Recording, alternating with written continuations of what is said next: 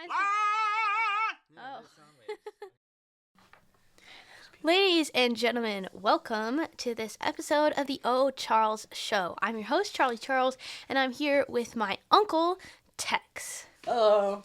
Today we are going to be talking about how to start a collection with none other than the expert himself, Uncle Tex. So Uncle Tex started out with a couple of figures. He's since grown it into thousands of dollars in a collection of 80s vintage toys.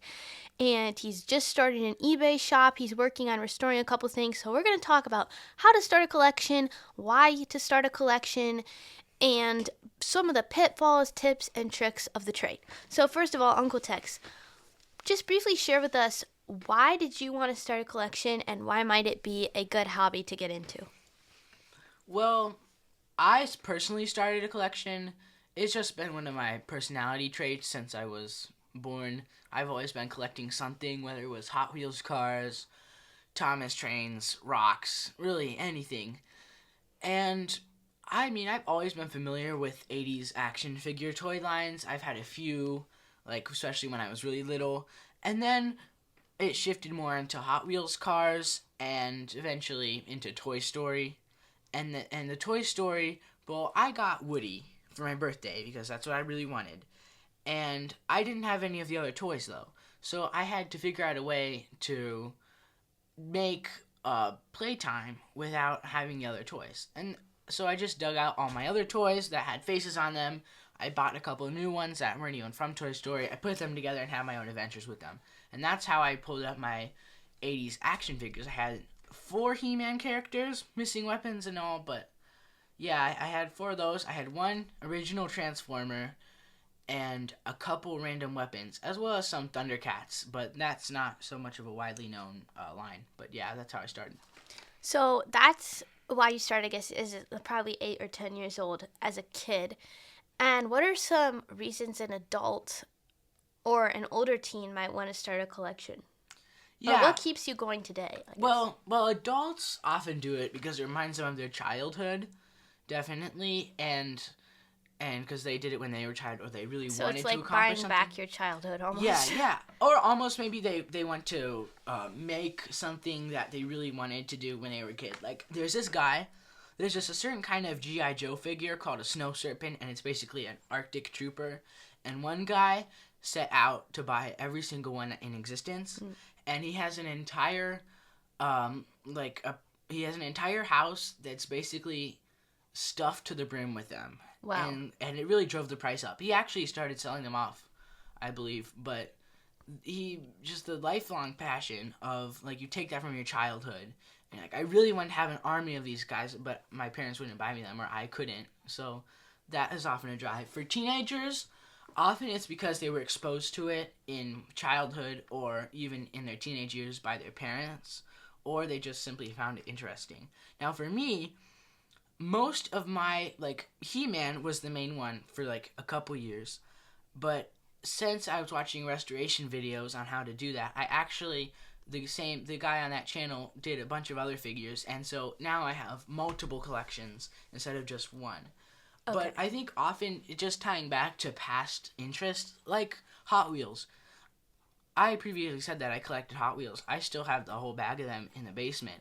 But Transformers was a way, because I don't really play with Hot Wheels cars anymore, but Transformers, they turn into cars, so that it was already something that had, a lot of interest in. Right. So just kind of there's many reasons, and it's always different for the case, but yeah. Okay, so that's why you might want to start a collection and how you got into it personally.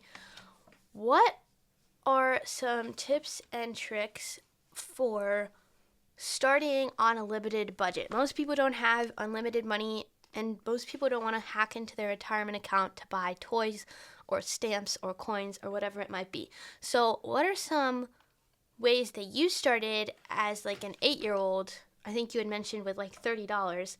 And also, what are some tricks that you have found to find things on clearance or something like that? Yeah, well, at the first part, I would just save up, try and find any odd jobs around the house or that I can get from my grandparents. Just try and collect as much money as I could so I could earn up to something. Especially at the beginning, I would just save up money for the thing, and it would probably be at the store, and I would go pick it up. So you But were paying full price. yes, paying full price, and then my dad would find some things on clearance online that we could go pick up from Target or something. But often I found, like, if you can take advantage of a deal somewhere, like, I don't just collect the vintage ones. Also, modern recreations can be really good because the plastic isn't brittle. So if you hand it to your child or something and they break it, well, there's obviously going to be a much smaller chance of them breaking it. But even if they do, it won't cost you an arm and a leg to replace. So, but finding those figures for a cheaper price can often not be that hard. So if you go to Target, say, and you have, and it says 20% off all toys, that also applies to the action figures. So I was able to get some things for that kind of deal. Also, just check the clearance wherever you go. When you go shopping, always check the clearance area in the toy sections, as often they have stuff. Look in strange places in the store to find stuff. Like at Meijer, they have action figures that are in the bottom under like a video game cabinet, and it's a really weird spot. But just keep your eye open. Also, So basically, no place could be off limits no place for is the off next limits. addition to your collection.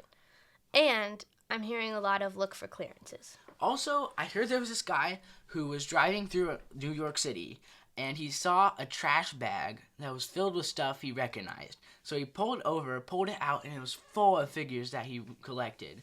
So just keep your eye open wherever you go. Garage sales, another big thing. I always go to as many garage sales as I can because you never know what you could find there. Now, some people would say that if you find something really valuable and someone's not asking the price for it, what do you do? But some people will go the extra mile and just pay like a fair price for it.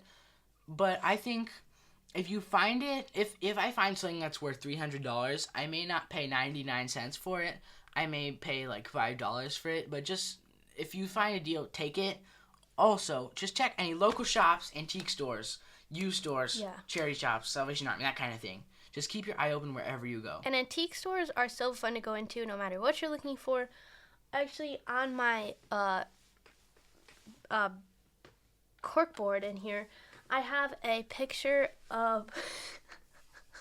Yeah, I can cut that little stumble out. Let's try that again.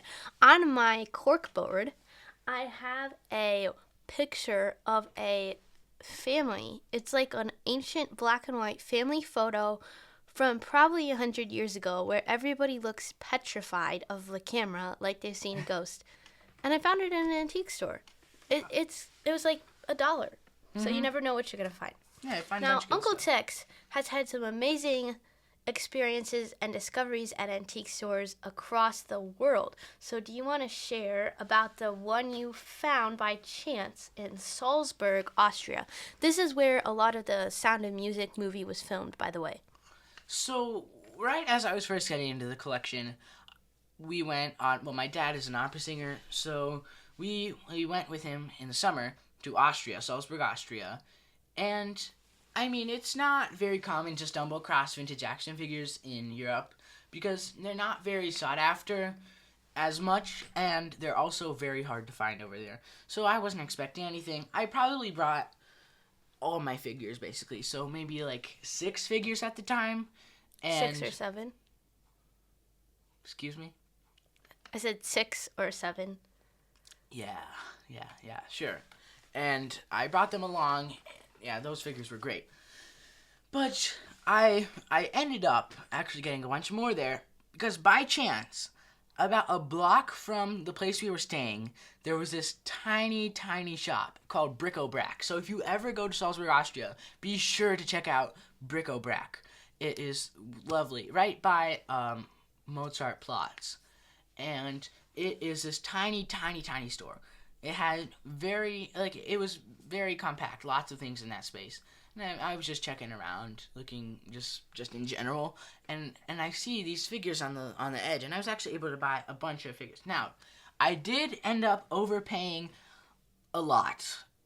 I will say that, but sometimes I will overpay for something because I'm supporting a local business. Like a couple months ago, I bought some ships that were they were missing a bunch of parts. But I paid a little bit, maybe $10 more than I could have per se if I went on eBay and got them. But sometimes supporting local is just really important to keep the shops in business. Now, what are your thoughts on? So, I would never in a million years want to go into an antique store and haggle about the price. Yeah. But I have been at the scene of the crime when you tried to haggle for, not a crime, but I felt embarrassed enough that it could have been when you tried to haggle for a skateboard. There was like a antique farm near us that was doing sort of an antique fair kind of thing. Not just antiques. It was called a yard sale, actually. Anyway, so we went and there was a skateboard there, and the guy was so grumpy. And it was scary. But anyway, what are your thoughts on that for getting the best price? Well, I actually paid $15 for it, and I looked up online, and the value was estimated around $100, but you can fetch up to $180. So it was actually a pretty good purchase. It runs really so smoothly. It is worth it to just put in a little extra effort. Also, if you're trying to fund a collection, don't keep your eyes open just for your collection. If you find a good deal on something that you can resell for more money, you can use that money to fund your next project. And okay. What's next? So that would bring us into, okay, a lot of people start collections for fun, and that's great. But what if you want to start improving on your collection? Say you've got a action figure that's in pretty bad shape. How do you go about figuring out what to do to refurnish something or refurnish or refurbish? Either one? Restore. Yeah. How do you go about restoring items of your collection, and where would you find resources? Yeah. Well, especially in my early stages of my Transformers collection. Transformers, if you know anything about them, the original ones, especially at the time, crazy expensive. And so I would pick up what they call junk lots, where you get like maybe 15 figures. Maybe they're not so desired figures, and 9 of the 10 times they're broken, missing parts, that kind of thing. And what I would do is I would get a bunch of them and see what I could put together. And I would take, usually there would be like one thing in that lot that I would want the most, and I've actually had some really nice figures turn out for them. So I'd like see $15 for like 3 figures, not in great condition. And then those 3 figures, one of them I haven't finished yet. The other 2 look fabulous now after the work I've done. But the junk lots, I will pick them up. I will take the figure out of it that I want to put the parts together, see what I have, and also some of the figures are just really tiny. They're broken. They're not very valuable. But every figure is worth being restored. So if I see a broken figure and I don't have really anything to do at the time, I will just do my best job to tighten the joints or do whatever I can to fix it. Because if I did sell it, it will fetch a much higher price if you clean it up and fix it. And now you have, over the years, built up kind of an inventory of some tools that you use. What are your top 5 tools that a beginning collector might want to have on hand? Pocket knife, number 1, has with all the trimmings. You get the file, the knife, anything in there is just good. You need the tweezers too. It also comes with a saw and some pliers, scissors, really a lot of things that you can use in there. Another thing, let's see, needle nose pliers are really useful. Different screwdrivers, like a screwdriver with different attachments can often be cheaper. Plastic weld is the number 1 best supply I use. I use it every day. It's basically what it does. It's a chemical that melts the plastic slowly, and so if it breaks in half, you put a little bit on one side, you put a little bit on the other side, and you push them together, and it will fuse it together. And that's definitely the most useful thing of all time, for me. But another tool I use often, well, I guess it wouldn't really be a tool, but just like planks of wood for painting figures, rubbing alcohol for stripping paint off figures, brake fluid also. Brake fluid works well. So these are all things you might already have in your house or that aren't too hard to get that you can use to help restore some items in your collection. Actually, no matter what collection you have, I bet at least one item on that list would come in handy. And then finally, you have your collection for fun, but what if you want to make a little money off of it? How are you getting started on that, and what are some ideas for making money off of your collection? Yeah, I mean, if you're getting the collection just to make money, I think that's pretty sad. But there are some benefits to knowing the inside scoop on how to get good deals on figures. So often what I'll do is I'll go to Walmart and I'll just see a bunch of stuff on clearance. Sometimes I think it was an accident they were putting clearance in the first place, but I have actually like stocked up on some pretty nice things that were on clearance, and I didn't really use them. Sometimes I would get doubles if I could, but yeah, I'll be right back. The thing we're going to talk about is how to plan accordingly with a budget when you're trying to build a collection, or I guess how to budget or not to budget. So what are your tips on that, Uncle Tex? Yeah, so often when people start a collection, they will set aside a monthly amount that they can spend on it. And if that works for you, great. But there are some serious problems with that.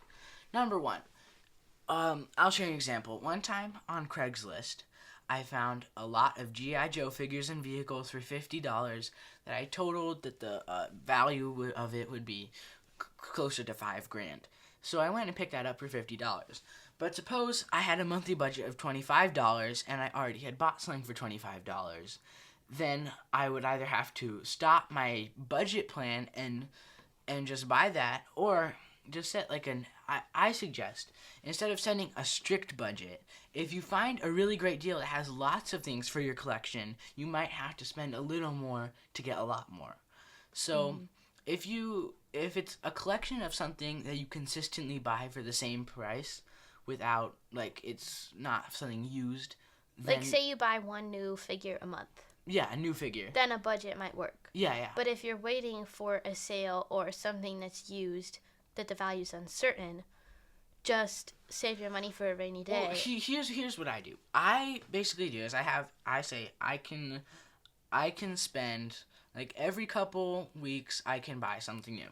And in addition to that, if I find something at an antique store, because I don't go to those often. If I go to an antique store, I might pay a little more, or if I go on vacation, I might pay a lot more and get a bunch of things. So you just have to think, like, don't go overspending a lot, but just remember that you may not have the chance to get something for that price again. Right. So sometimes it's worth it to not budget for that area of your life. Yeah. So actually, in that instance, maybe set aside money every month, and then whether you use it or not, it's there for you to use at some point. Mm-hmm. So rather than saying, I'm only going to spend $20 a month, set aside $20 a month, and eventually you won't use it some months, you will use it other months, and you'll sort of build up a savings fund. Yeah. Uncle Tex is giving me a very bad look. I don't think he agrees. That's more of my style of finances.